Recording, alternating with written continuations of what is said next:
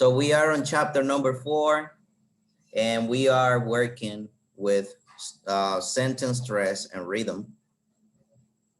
This is a very important chapter or lesson, because from now on, we are going to work with whatever we're going to work after this is going to be related to this to this information that we are going to find here. I don't know for when I left the homework. I forgot. Let me see. I just want to make sure that all of you guys read or did. We're going to change a little bit the way that we are working, because the questionnaires are good, but we're going to implement some variations where you will have to present what you learned in the platform, not in the platform, I mean, in the content. So that's what we're gonna do. I know you like looking for the answers and that's it. And then we practice, but now we're gonna be changing the way. We're gonna be writing resumes. When I say resumes, I mean summaries. We're gonna be writing summaries and also doing some presentations through videos and all that. So get ready. Don't get too comfortable working the way that we are. Okay, so that was supposed to be for the 31st, and today is November 3rd. So basically, the majority of you, I know that you guys already read. Manuela, you think I'm sleepy? I'm not. I'm awake. I am just tired. I'm awake. All right, so here we go. Let me show you the questions, and then if you have the answer, you can raise your hand and you can give the answer. Hold on here we go. This is what you had. This was the questionnaire, and we talk about the sentence stress and rhythm. And now the questionnaire starts with the question from last lesson number 3. Remember the unstressed vowels? That was lesson number 3. So now we are here. What is convenient to do sometimes? That's the question. Wow, Manuela, you're very fast, huh? What is convenient to do sometimes, Manuela? It is sometimes convenient, however, to distinguish between word stress and sentences stress. For example, I'm glad to see you. Sorry, go on. I didn't hear that. Okay. It is sometimes convenient, however, to distinguish between word stress and sentences stress. For example, I'm glad to see you. Okay, all right. All right, now, yes, before we continue, let's stop here and let's discuss this question. It says that it is convenient to distinguish, right? To put the difference, to set the difference, to differentiate between the words sentence stress and word stress, these two terminologies, right? We know that stress is the force that we put in a word or syllable, okay? Now, we have word stress and we have sentence stress, okay? Can you tell me the smaller pieces of a word? In what do you divide words? Let's see if someone has the answer. Words are divided in what, Noraima? In syllables. Okay, so words are divided into syllables. And let's see if someone else knows. In what do we divide sentences? Sentences are divided in what?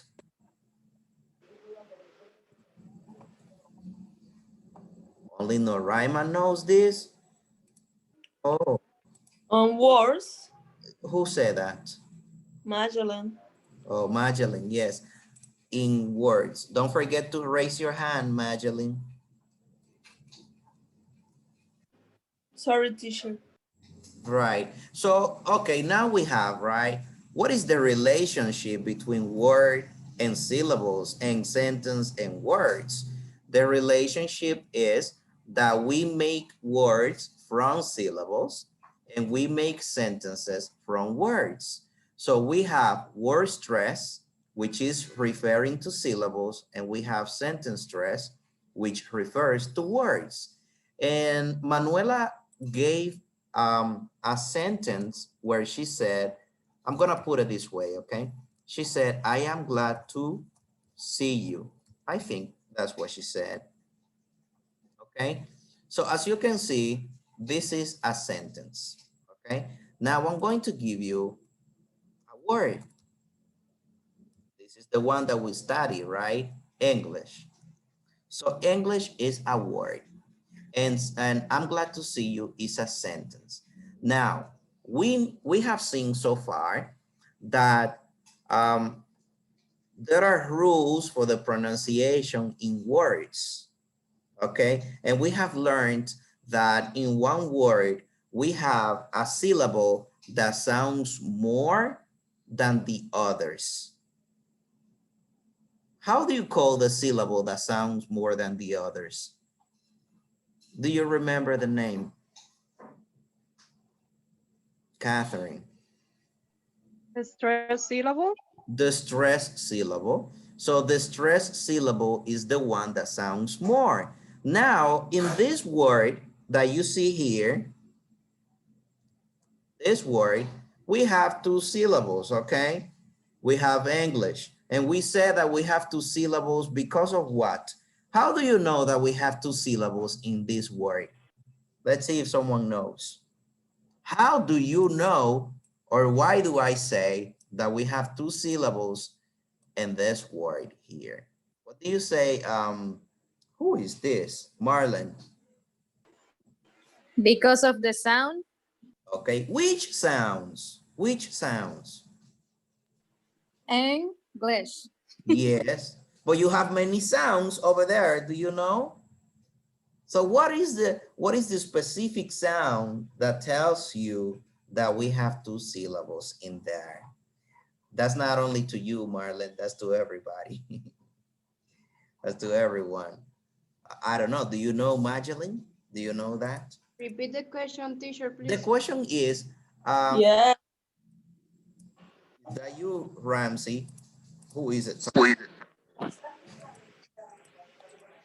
What I mean is, how do Magellan. you, yes, Magdalene, I know.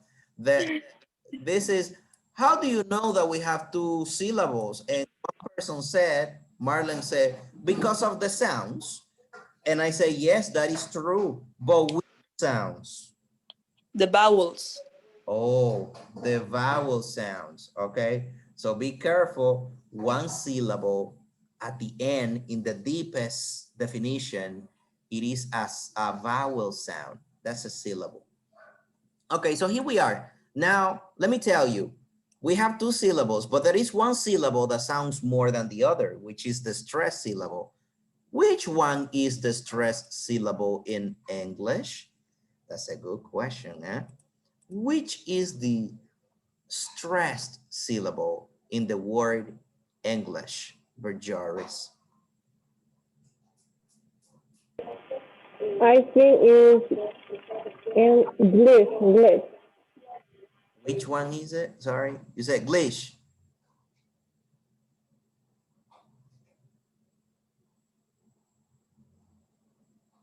I lost Berjoris. Let's see, what do you say there, Magdalene? What do you say? And the first one. The first one, right? And yes. Okay. Do Because you, there yeah? has the heart. The Oh, okay. You said that the force is there, right? yes. Okay. All right. Now, let's do an exercise, okay? Let's do an exercise. I want you to put the stress On the last, you don't have to say it, okay? Just say it for yourself over there. I want you to put the stress on the last syllable to see how you pronounce it. Okay, now let me tell you, the way that we say the word is putting the stress in the first one, which is English, okay? English. Now try to put the stress in the second one and not in the first, and see how it sounds. Maybe you're trying to do it, maybe you don't know what to do. But what about if you say English? Do you listen to people say, I speak English? English? No, nobody says that. Everybody says, I speak No, prof. No, English. teacher. You see? So that's right. We have stress in the first and no stress in the second syllable. But this part that I'm telling you is at the level of word, when we are working with words by separate, okay? And it's very important to know that there is no way to know where the stress goes in a word.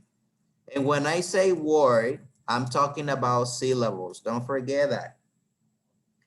It is impossible for you to know in which part, in which syllable in a word you are going to put the stress if you haven't heard the word. If you haven't heard a person saying the word, it is very difficult. It is not impossible, okay? But it's very difficult. If you have a lot of experience with English, then okay, maybe you will guess the right sound. But there are words that maybe you think they're pronounced in one way, but they're pronounced in another way, okay? So that's right.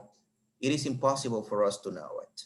We have to listen to a person, listen to a song, listen to a teacher saying the word, and then you would know it. And I think that this was the first question that I asked when we first started, that I said, how do you know that apple is apple? How do you know that you say apple for this word? And then you say, oh, I didn't invent it. I just heard it and then I repeat it and that's it, you know? So now, if you have questions, guys, you can raise your hands, okay? When I'm speaking questions, you can raise your hand. Yes, Magdalene, sorry. No problem. And in English, is that is difficult that you find the stress in the word. But for what we going to use the word stress? Because in English it's not matter, but in Spanish, yes. Yeah, in Spanish, you think it's important, but in English, it's not. Not that is not the point. Mhm. But you in English don't use. Oh, you mean that we don't use stress in English? Yes, not so much because never you use in the word. Oh, okay, okay. You mean, are you talking about the graphic accent that in Spanish we call it tilde? Is that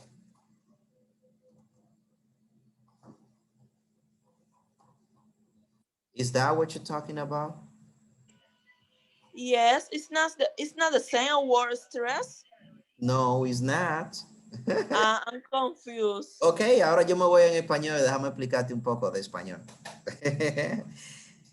En español, todas las palabras tienen acento, todas Sí, acento. Lo que no tienen es tilde, que es el acento gráfico. En inglés, sí, todas las palabras tienen también acento. Lo que pasa es que en inglés no se marca el acento gráfico.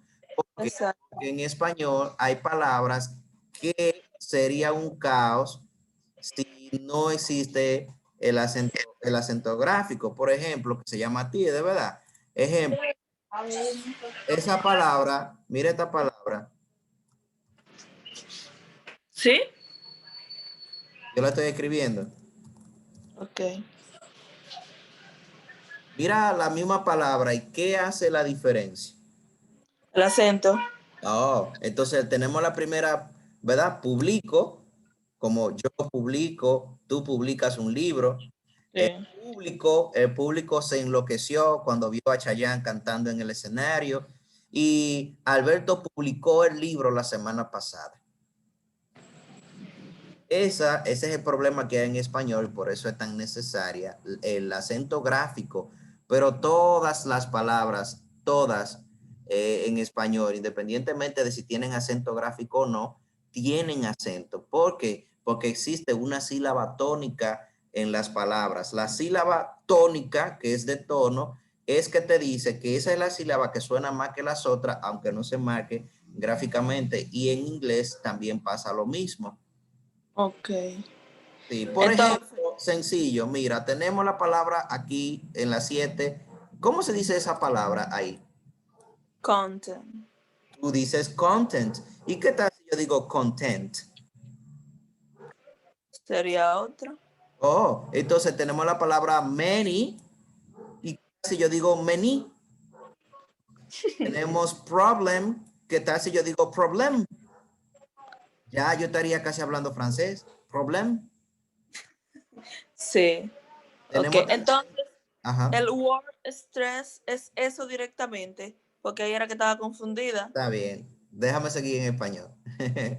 Stress, lo que quiere decir es que cuando tú tienes palabras individuales, una sílaba de las palabras que es la que más suena.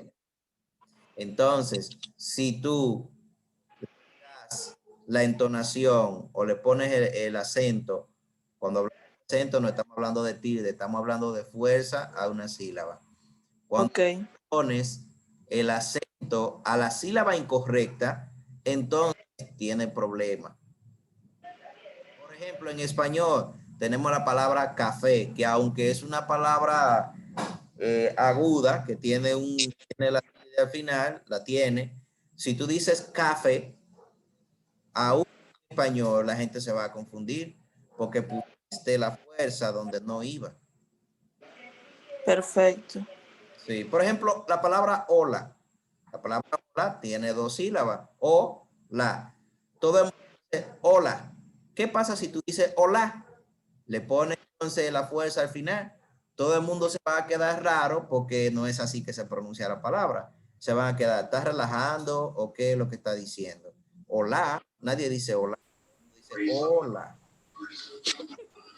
Profe, sería, y excúseme, acento diacrítico se llamaría. Ajá. Sí, Julián. Así mismo es. Ok. Recuerda Que es que solamente de pronunciación y de fuerza. sí, eso es. El acento, cuando estamos hablando de fonética inglesa, estamos hablando de la fuerza que le damos a la sílaba. Si estamos trabajando con word stress. También, como le estamos dando más fuerza, lógicamente, la que más se escucha la palabra. Recuerden que yo soy de fonética inglesa. En español yo no sé mucho español. Yo en el español yo solamente sé hablarlo y escribirlo. Ok, ya entendí perfectamente. Okay, so now we go to sentence stress.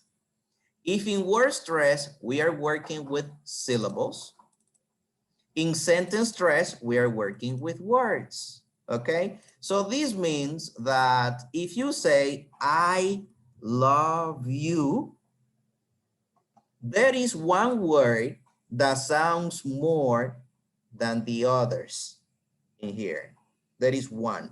We have three, but when you speak, there is one that sounds more than the other two.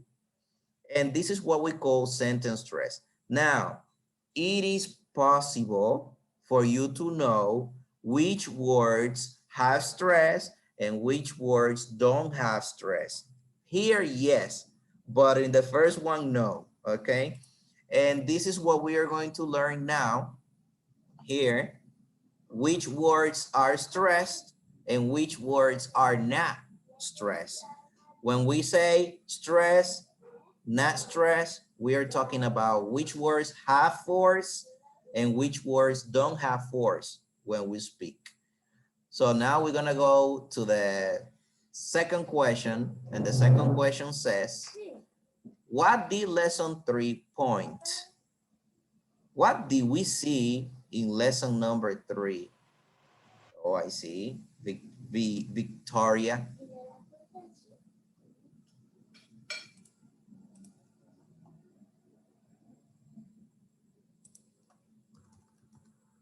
Victoria, are you there? Me. Yes.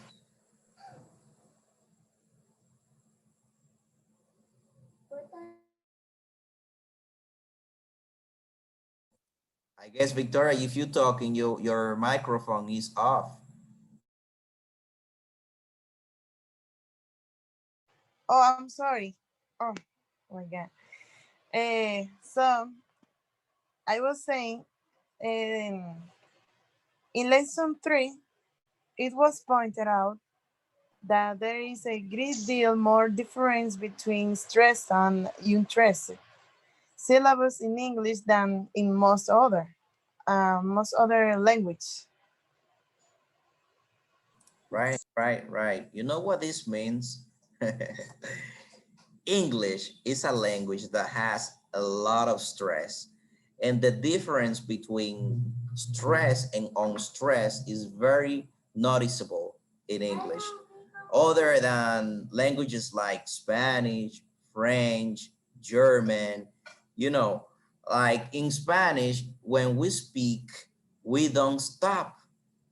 You speak and you continue speaking and you don't breathe in Spanish. In French, it's the same. You can speak fast and people understand you. But in English, it's not like that. In English, you have to breathe. You have to stop for you to articulate the words in the appropriate way.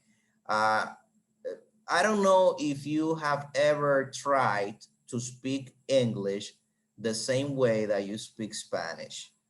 And You're right. when you try to do so, it's very hard to understand you because in English, there are words that you have to stop, you have to flavor the word, and then you continue. But in Spanish, it's not like that. In Spanish, you follow like a carreta, you know. Oye, dime qué es lo que, para dónde vamos, vamos a hacer esto aquí, allá. ¿Tú viste a fulana? No, no. You continue like that. But in English, no, you have to stop. And that's what he says. Let me see who's writing. Oh, someone is giving me a piece of cake in here, you see? Very good. All right. So guys, that's very important.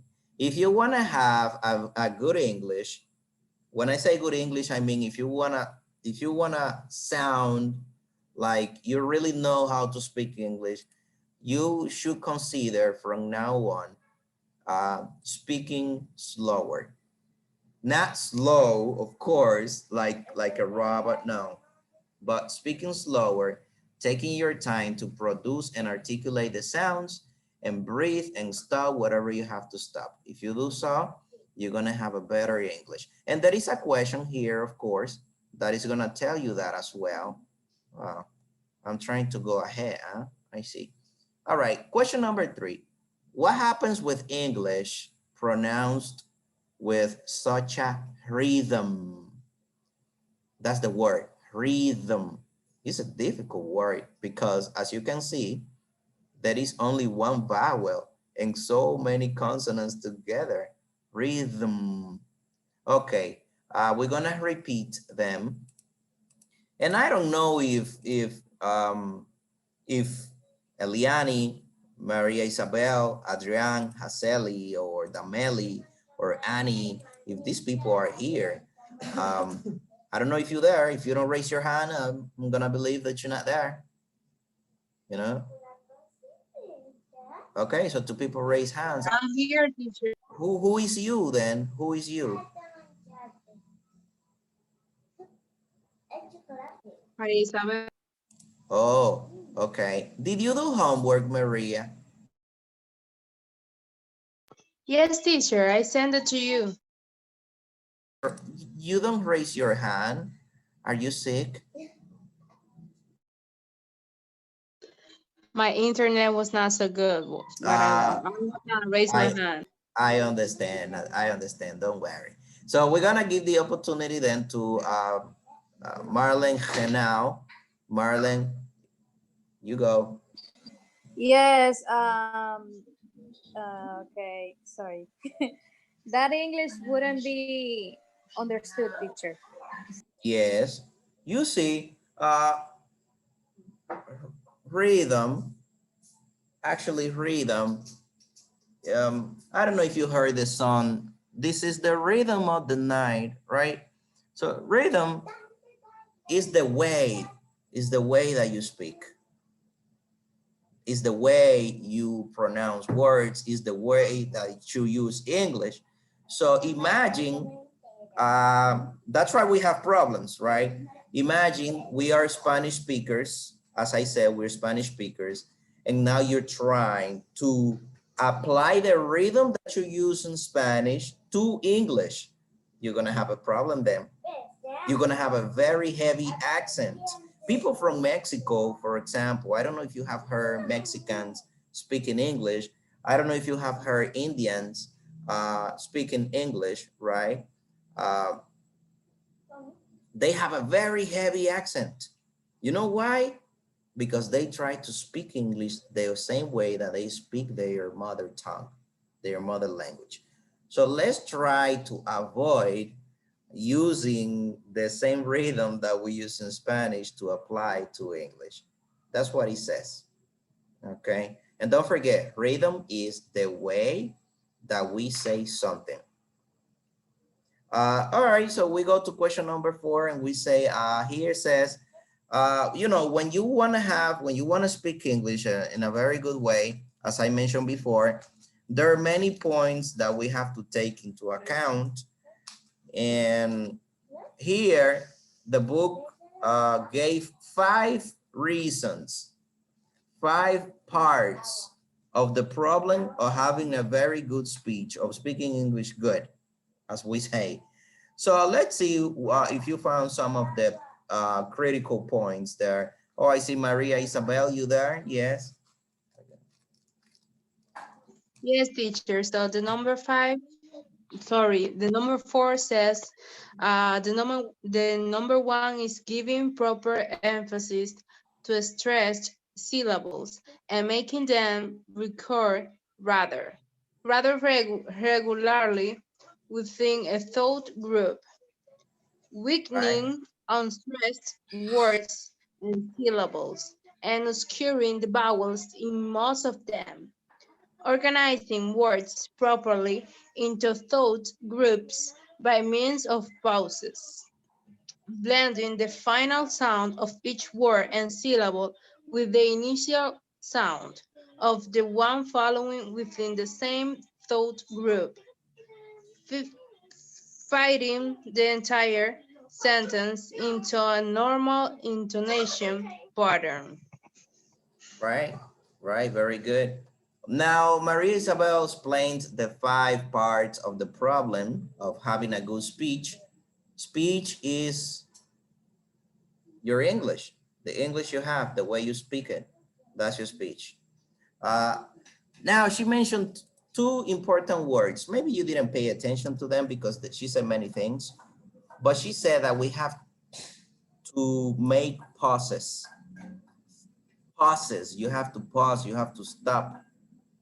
When you speak English, you have to go slow, stop. I told you, that's one of the key points of having a good speech, making pauses in English. Also, give the stress in the proper syllable. Okay, because when you give the stress in the wrong syllable, you know, it's kind of weird and people start asking, hey, what did you say? I didn't understand. Can you repeat that? You know, and you don't want that. And there is a last point that she mentioned that is very important. And let me erase this. She mentioned blending the final sounds. Blending the final sounds. If you remember, at the beginning, we talked about something that is called consonant blend. And we said that a consonant blend is when you have in one word or syllable two or more consonants, and each one of the consonants has a sound. Okay, I'm going to give you one example here with this word. The word is word. Sounds nice, huh? Okay, so here we are. We have a consonant blend, R and D.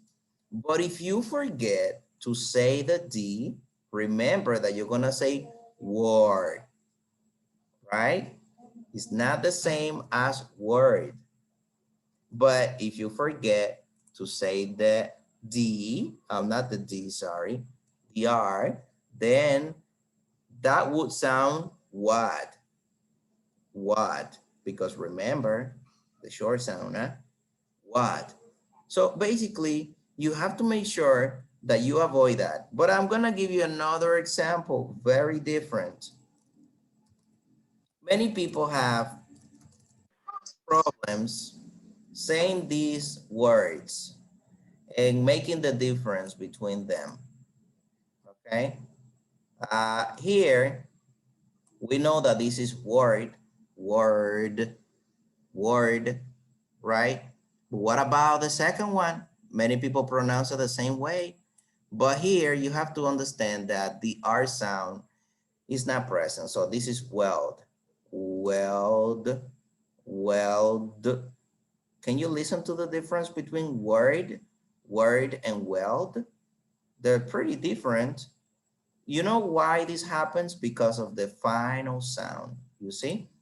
The final sound is what makes the difference between the words. Because as if you notice here, look at that. It's the same starting, but a different ending, and that's right, a different pronunciation.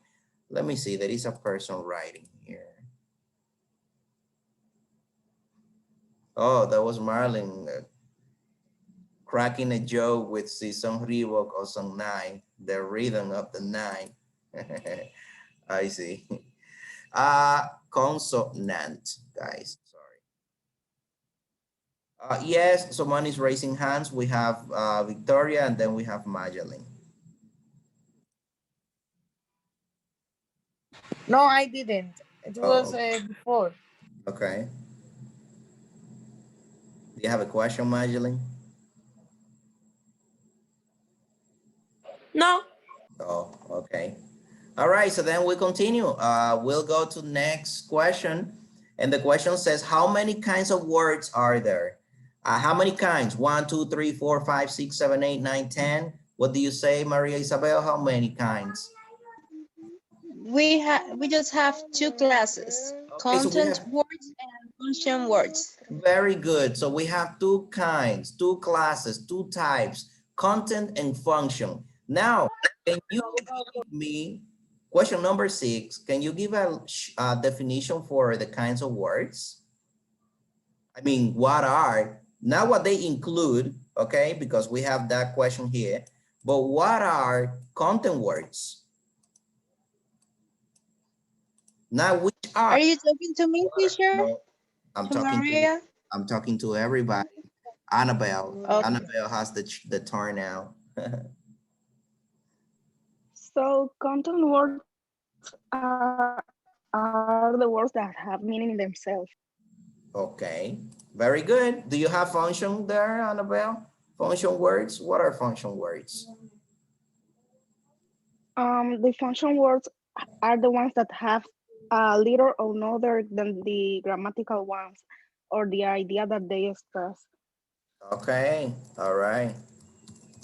Okay, so we have, very good. We have two type of words. We have content, we have function. Now, Annabelle says that content words are those words that have meaning by themselves. And she says the function words don't have meaning. And if they have, is very little, which is related to the grammatical purpose that they have. So don't forget that content words have meaning. Function words have little meaning, only the grammatical purpose.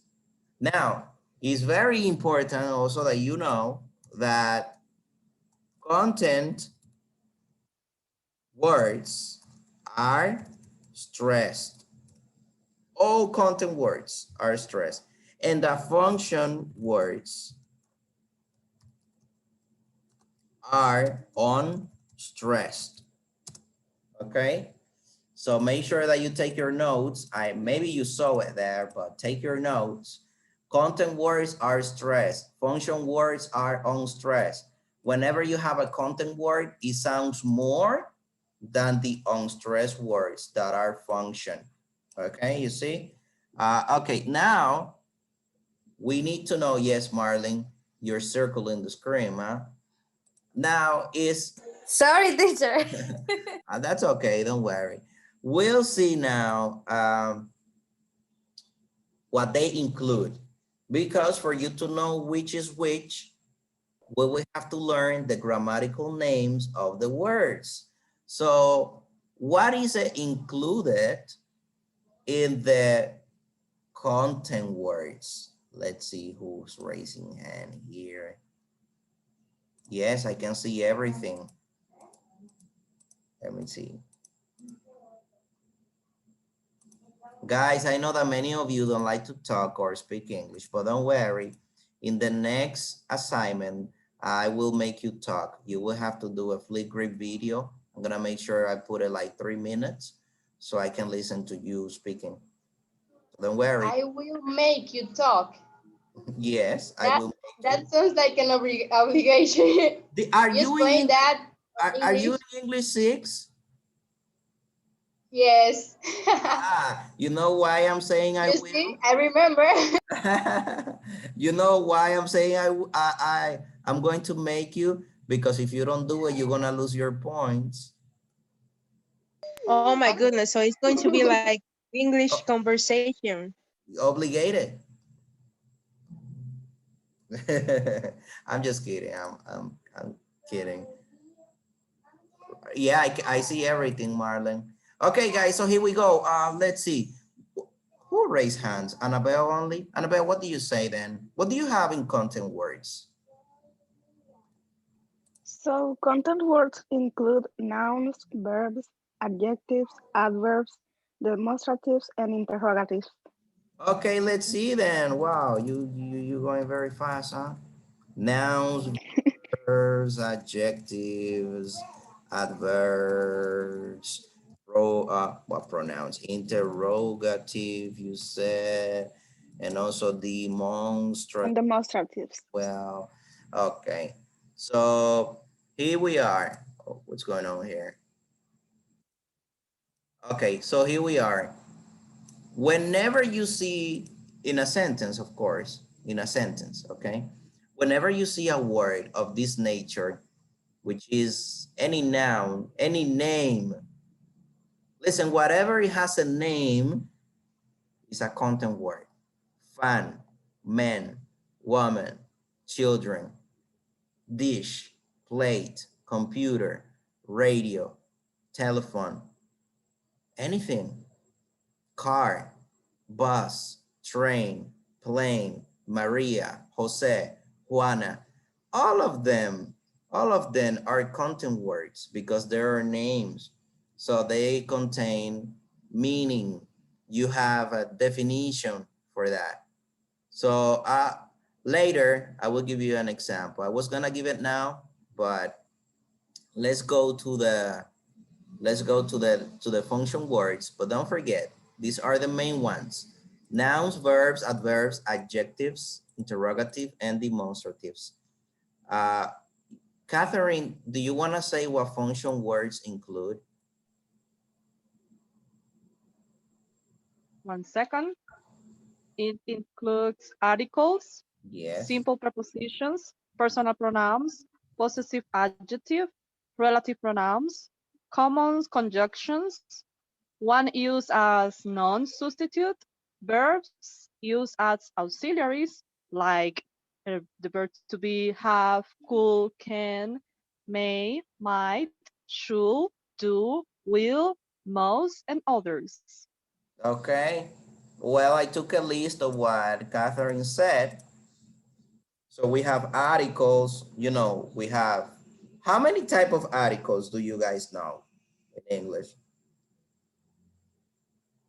How many types, how many kinds of articles do you know? I think just three. Three? Okay, can you tell me the three if you remember? Me. Yes, A and Z. Okay, so that's three, right? But Yes, but they belong to only two groups. You are correct. There are three. You are correct. But the types, the kinds, what's their classification, Madeline? Do you know?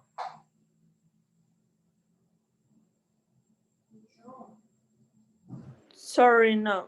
The Oh, classification, I don't know. oh, it's because I see your hands up, so I say, oh, okay. Let me put it down. Sorry for another. Don't worry. All right, guys, we have definite and indefinite. Definite and indefinite. The definite article is the. Oh God, I didn't want to go there, but that's okay. The is the definite article.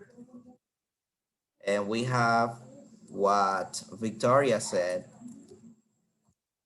an and a, which are the indefinite.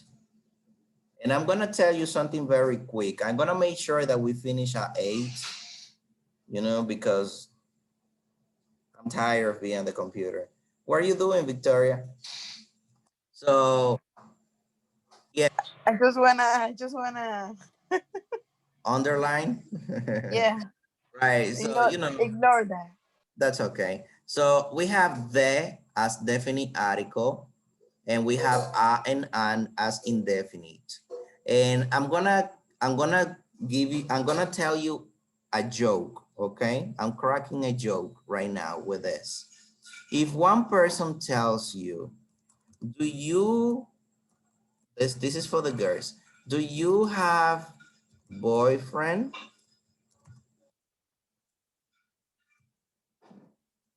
And you say, yes, I have a boyfriend.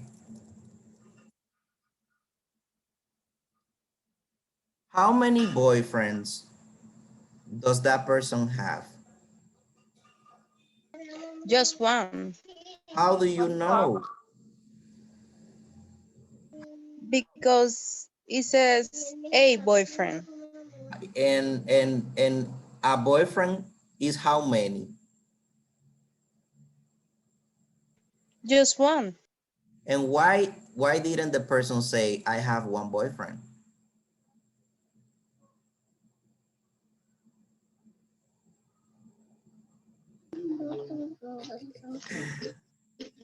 You see, I'm cracking the jokes, but it makes sense. Let me tell you.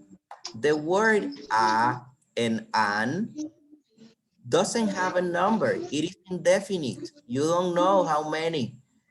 We people who speak Spanish, we believe that a is one and an is one. It is not one. Nobody knows the number because this is an indefinite article. Okay. If you say the boyfriend, then you know it's only one because you're being specific. The boyfriend. But when you say a boyfriend, there's a number. When you use a and an is when you don't want to tell people the amount of things that you're talking about. Or maybe that you don't know and you don't want to say a specific number, then you use a and an. Or you can use, of course, this is not an article, but it's related to it. So, okay, when you don't know the amount. So, Sorry, teacher, but we are in the big mistake because always we see this article, that I want. And an institute, we learn that this article is one. Right, right. Exactly. Everybody interprets that as one, but it's not. This is not to be specific, okay? Everybody understands it at one, but I just want you to know that it is not one, because if we want to say one, we use the number, not an article, you know? So this is to be specific and to be, this one is not definite. You don't know how many or who. I just wanted to let you know that because many people use that like that, you know, and they believe that is a number. Is not a number actually. So here we go. My wife believes that she's taking classes, but she doesn't pay to OEM for that. So we'll continue here. So here we go. Now it's very important. I want you to focus on something here. Content and function words. There are words that are function and there are words that are content at the same time, but depending on what they do in the sentence, this changes. Yes, Joris? No, no, sorry, teacher. It's Okay. okay. Now, all right. Now, let me give you an example. I am talking to you, and I am Albert. I want you to focus on the verb am here. Am. In one sentence, the verb is an action, content, and in the other one is an auxiliary, function. It is the same word, okay, no variation, but depending on the function that is doing in the sentence, it becomes whether content or function. Which one is function? I am Alberto or I am talking? In which one is function and in which one is content? Oh, I see. I see, Noraima, what do you say? In which one is Content. function? Content. I think in the first one. Okay, very good. All right, we'll see. Marceline, what do you say? In the first one is function, the second one is content. Okay. Marlene, finally, what do you say? The second one is content. Okay, very good. So the second one is content. This is referring to not an action, okay? This is not an action. This is a state. Remember that verbs are actions or states, because you don't need to do anything to be you, right, Victoria? Since you were born, you are you, right? Yes. Right, so you don't have to do anything. So this is a state. Now, why do we say that in the first one, this is a function? It is function for two reasons. Number one, this is in present progressive, present continuous, and the present continuous is formed with the auxiliary be plus the following verb in ing. Okay, now I want to ask you a question here. What is the action in the first sentence? What is the action? What is it? What is the person doing? Talking. Talking. So that means that talking is the action and talking is the content word. Am is not a content word in there because the focus is that. For example, I want to give you the other reason why this is not a content word. Whenever you have two verbs together, look, am and talking are two verbs, right? In English, you cannot have two verbs, one after the other. When I say two verbs, I'm talking about two actions, okay, or states. One has to be the action and the other has to be the auxiliary. Sorry about that. I forgot about the word. Okay, good. I was reading the chat, sorry. Okay, now let me give another sentence. Hold on, very quick, very quick.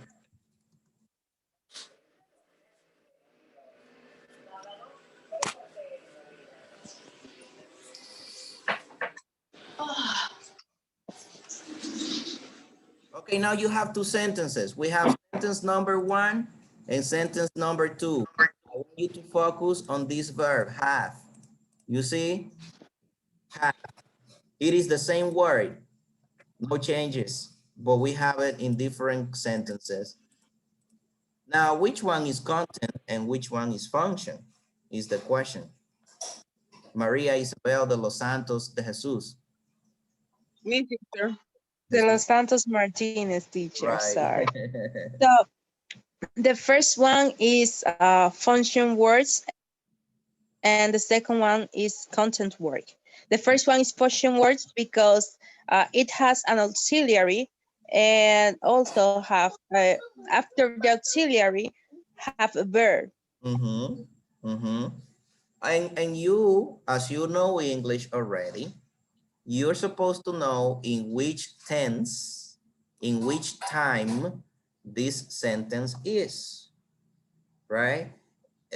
Yes, no, right? Yes. Present perfect. Present perfect. And you know that the present perfect is formed with the auxiliary have plus the verb in past participle. So if you're not sure about that, the only thing you need to ask yourself is, I have eaten candies. What are we talking about here? Well, we are talking about eating candies. So eating is the action. Eating is the content word and have is the function word. So that's how you identify when it's content and when it's function. And oh guys, it's almost 9, it's almost 8 o'clock. But anyways, I know that the following questions, we only have 2 questions that we can answer very easy. But let me give you one more example about this, okay? The other example, we're gonna use it with the with this word. Um, Hold on.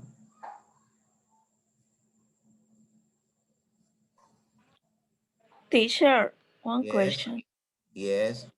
We can find the content and function in just one sentence. Sorry.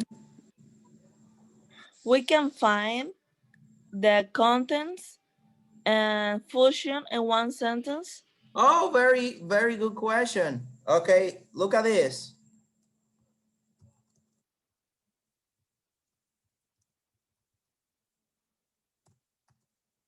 I have this sentence. I have told you that. Okay.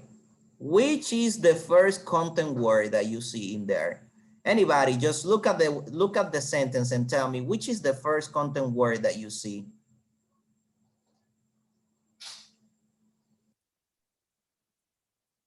Think about it. Noraima, what do you say? I think it's tall. Good. First content word. Do you see any other content word in there? Yes, Noraima? Could be have. Are you sure? We, No, I'm not sure, but it could be have. we said right now that when you have two verbs together, there is one that is content and the other is function. And that this is in present perfect and have is the auxiliary. So have is content or function? Oh, function. Oh, okay, good. So then we have this as function word. So that is function. What about I? What is I? I. What is I? Function. Why? Why is function? Because is oh It is a pronoun, and all yes. pronouns are function words. Guys, you need to study this. Look, this week, as an extra study for you, personal study, make sure that you learn the classification of words, the grammatical names of the words, and what goes where. So this is function because it's a personal pronoun. This is function because it is an auxiliary. And this is function because of what? Who tells me? Because it is a It's a personal pronouns. pronoun too. It is a pronoun, yes. Is it a personal pronoun? Are you sure? No, this past adjective. Mm, Adjective. This is gonna be a little homework for you. What type of pronoun is the one that we use after the verb?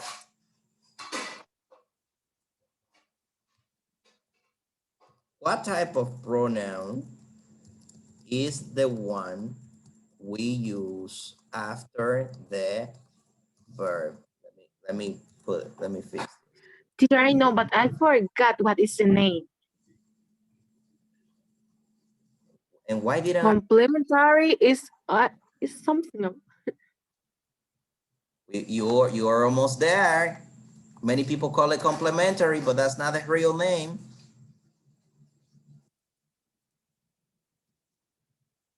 But don't worry, just investigate. That's your part now. Investigate about that. And what is that? What is that?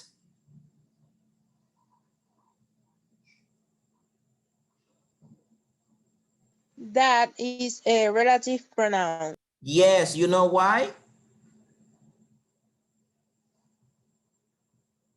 That was a question. If you know why. If you don't know, I'm gonna tell you. No, I don't know, teacher. Because that is referring to something that has been said. So it's related to something, and that's why you call it relative. Relative means related to something that has been said.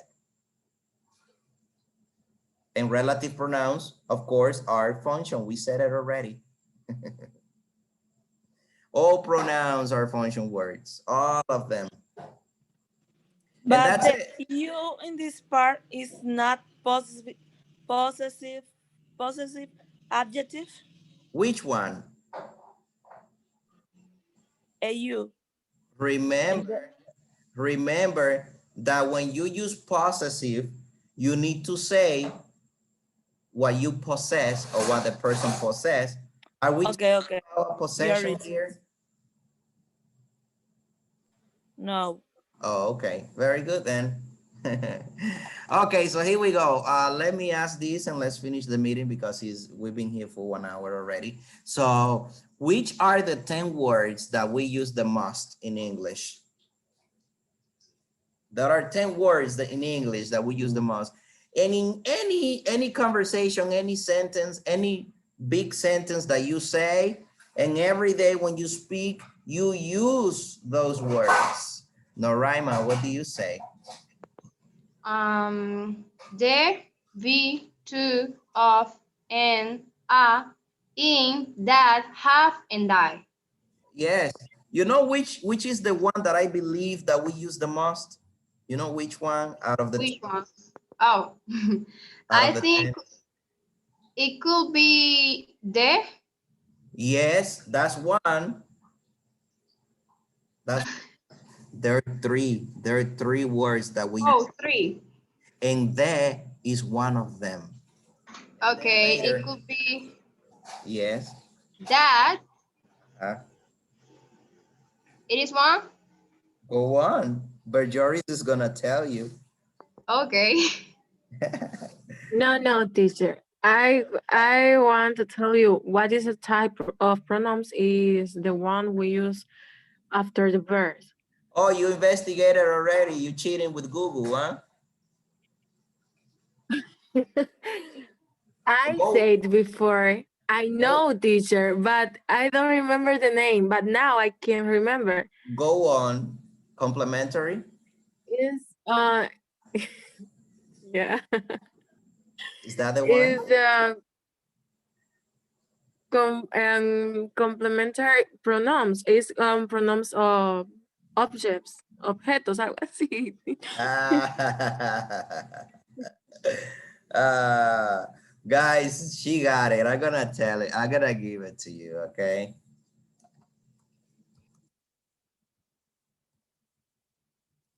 Object pronouns.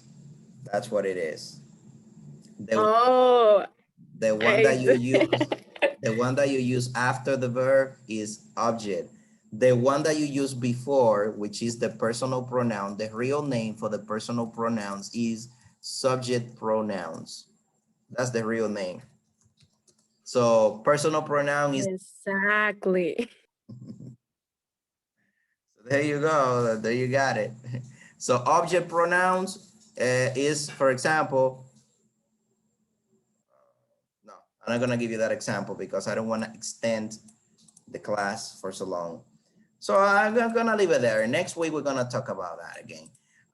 So I go back to you, Noraima. You know that there is Yes.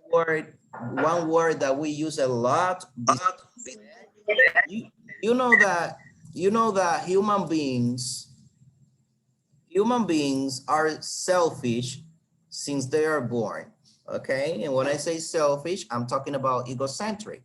And when you're egocentric, we are egocentric beings since the beginning because we first think about us and then you think about the others. That's nature. That's not being bad. This word, I, I is one of the words that we use the most. Okay. Yes, because whenever you speak, you relate everything to you and you say, I like it, I don't like it, I do, I don't do, I go, I don't go, I. She talked, That's true. talk to her. So yeah, is one that we use a lot. And if you wanna discover if it is true, whenever you speak, try to remember whenever you say I, even in Spanish, yo, right? Yo, you will see that we use that one a lot.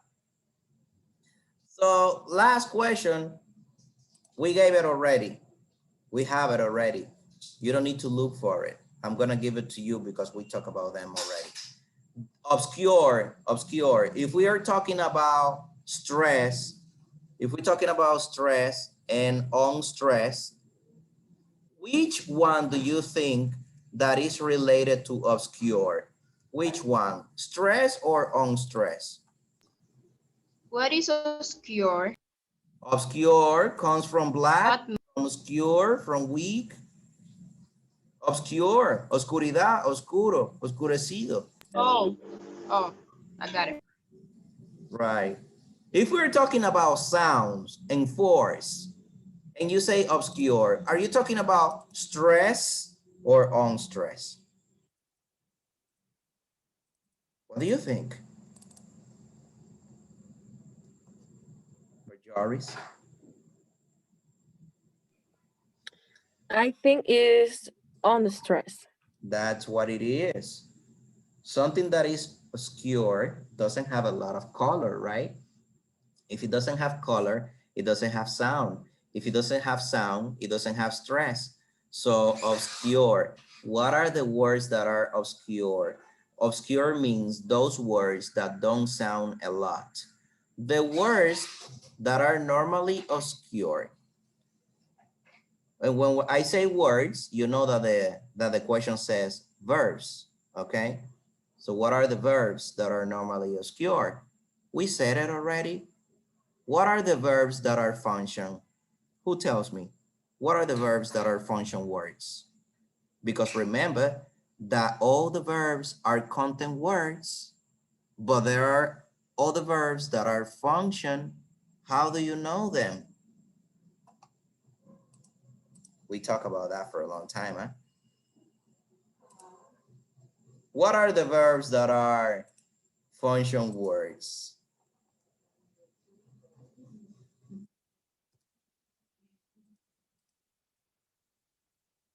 Oh, I see everybody forgot, huh? Guys, Well, teacher, yeah, I don't Magdalene. remember.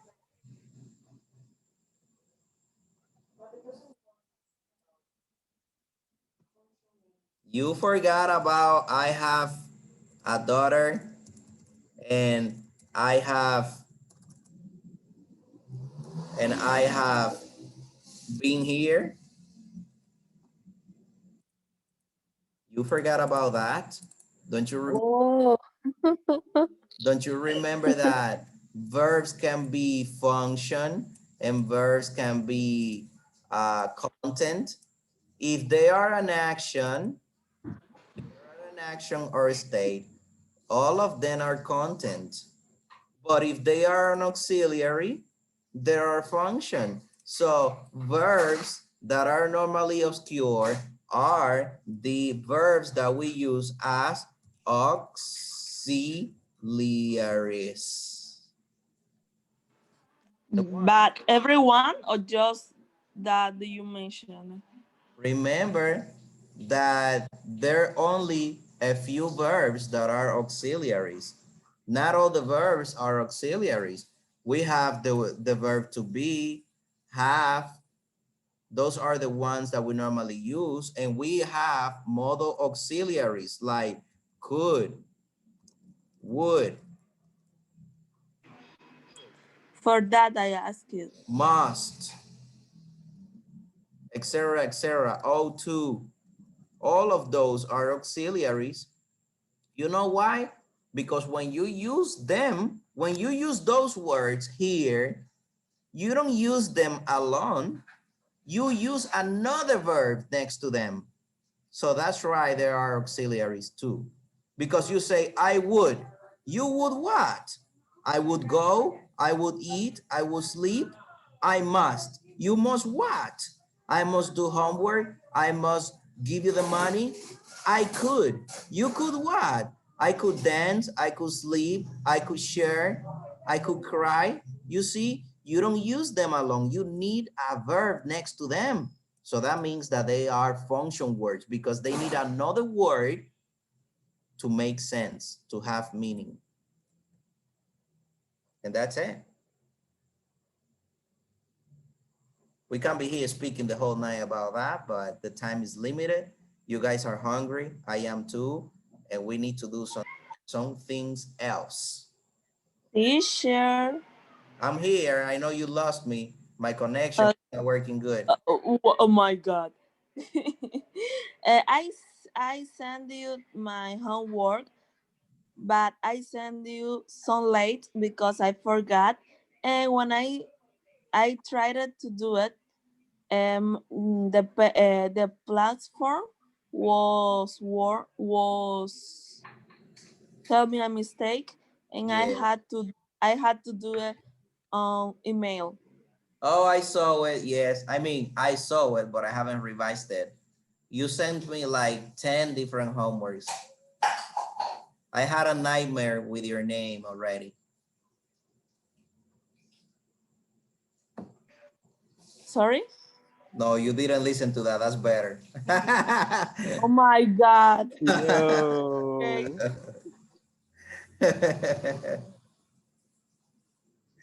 Uh, so guys, that's it. We finished now. I will see you later, Saturday or whenever we meet again. And make sure that you do homework on time. And from tomorrow on, we're gonna have a new homework on the platform, which is going to be rising, falling intonation. It's okay. Good Okay. night. see you Go to sleep. Friday. All right. See Okay. you. I know you're Good tired. night. Good night. Bye.